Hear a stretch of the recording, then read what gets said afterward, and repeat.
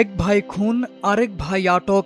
বাবার লাশ এখন রেল লাইনের পাশে। এমন রহস্যজনক মৃত্যুতে চারদিকে নেমে এসেছে শোকের ছায়া। নীরব নিস্তব্ধ বিরাজ করছে পুরো এলাকায়। পুলিশ ও স্থানীয় সূত্রে জানা যায়, বাবা সোহেল তার দুই ছেলে সাকিব ও সোহানকে নিয়ে একই ঘরে ঘুমিয়েছিলেন। ভোরের দিকে হঠাৎ চিৎকার শুনে আশেপাশের লোকজন এগিয়ে আসেন। পরে ঘরের ভেতর সাকিবের মরদেহ এবং পাশের রেল লাইনের পাশে সোহেলের মরদেহ পড়ে থাকতে দেখা যায়। হতভাগ্য এই পরিবারের একমাত্র কর্তা সোহেল একজন দর্জির ছেলে এবং তার ছেলে সাকিব ঢাকার উত্তরা আনোয়ার মডেল ডিগ্রি কলেজের প্রথম বর্ষের ছাত্র।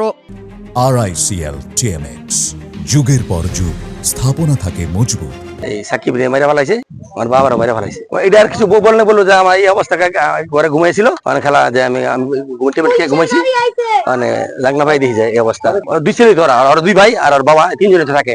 এই ঘরে ছিল, যারা মারছে ওতেই করেছিল, আরেক ছেলে যে জীবিত আছে ওই করেছিল।